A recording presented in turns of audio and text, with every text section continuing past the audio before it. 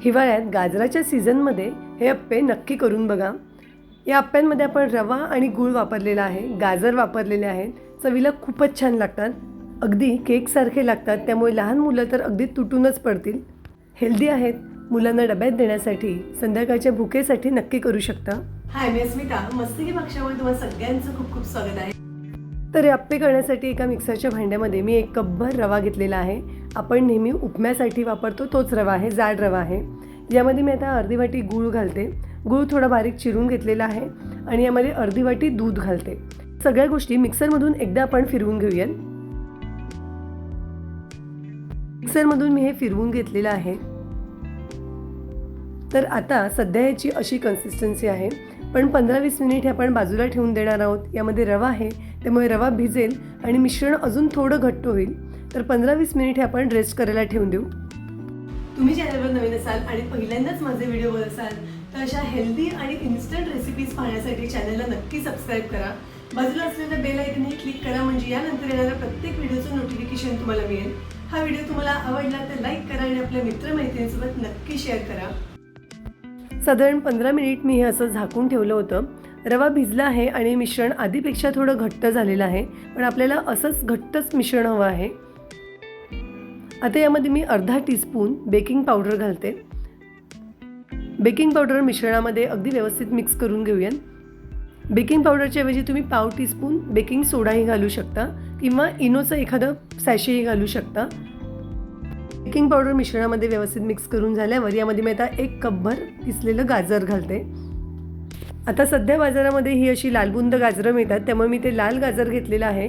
पण तुम्हाला जर इतर वेळेस जेव्हा गाजरांचा सीझन नसतो त्यावेळेला हे अप्पे करायचे असतील तर तुम्ही ऑरेंज कलरची गाजरं मिळतात ती गाजरं घेतली तरी चालू शकतं। यामध्ये मी आता अगदी थोडंसं म्हणजे चिमूटभर मीठ घालते। गोड पदार्थामध्ये थोडंसं असं मीठ घातलं की याची चव अजून वाढते, त्यामुळे अगदी थोडंसं मीठ यामध्ये मी घातलं आहे। व्यवस्थित मिक्स करून घेतलं आहे। थोडंसं जायफळ यामध्ये किसून घालते।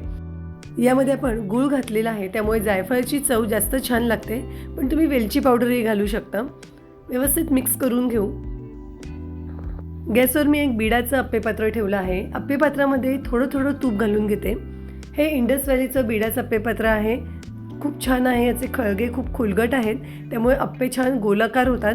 शिवाय बिडाचं आहे त्यामुळे खमंग अप्पे होतात आणि थोड्याफार प्रमाणात लोह आपल्या पोटात जातं। तूप व्यवस्थित सगळ्या भागामध्ये व्यवस्थित पसरवून घेऊया।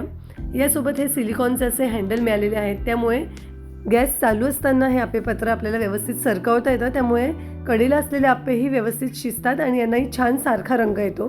नाहीतर मग काय होतं, मधलेच अप्पे जास्त लाल होतात। तुम्हाला जर हे अप्पेपात्र घ्यायचं असेल तर डिस्क्रिप्शन बॉक्समध्ये इंडस व्हॅलीची लिंक देते, किंवा तुम्ही डायरेक्ट साईटवर जाऊनही घेऊ शकता। अस्मिता12 हा कुपन कोड वापरला तर तुम्हाला 12% डिस्काउंटही मिळेल। आता यामध्ये 1-1 चमचा अप्प्यांचं मिश्रण घालून घेऊया। आता यावर मी झाकण ठेवते। गॅसची फ्लेम लो करून अप्पे एका बाजूने छान कुरकुरीत व्हायची वाट बघूया। हे या अप्पेपात्रावर ठेवलेलं झाकण हे अप्पेपात्रासोबत आलेलं नाही, पण या हंडीसोबत आलेलं आहे। ही पण इंडस व्हॅली कंपनीचीच हंडी आहे, छान जाड आहे, ट्रायप्लायची हंडी आहे। जास्त प्रमाणात खिचडी बिर्याणी करायला अगदी उपयोगाला येते। हे झाकण अप्पेपात्रावर व्यवस्थित बसतं, त्यामुळे दोन्ही भांड्यांवर हे झाकण मला वापरता येतं। अप्पे होताना फक्त एकदा दोनदा असं गॅसवरून हे सरकवून घ्यायचं, म्हणजे सगळे अप्पे सारख्या रंगावर होतात। तर साधारण 5-1 मिनिट लो फ्लेमवर अप्पे एका बाजूने मी होऊ दिले। आता मी अप्पे उलटवून बघते खालच्या बाजूने अप्पे व्यवस्थित झाले आहेत का।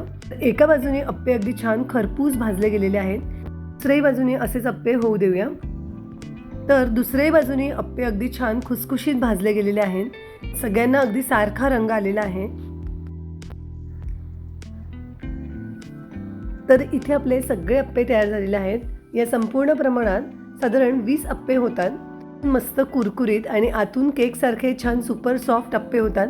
मुलांना काय, सगळ्यांना हे अप्पे नक्की आवडतील। असे अप्पे नक्की करून बघा। तर आज आपण केलेली ही रेसिपी तुम्हाला कशी वाटली हे जरूर मला कमेंट करून कळवा। पुन्हा भेटू अशाच एका मस्त रेसिपीसह।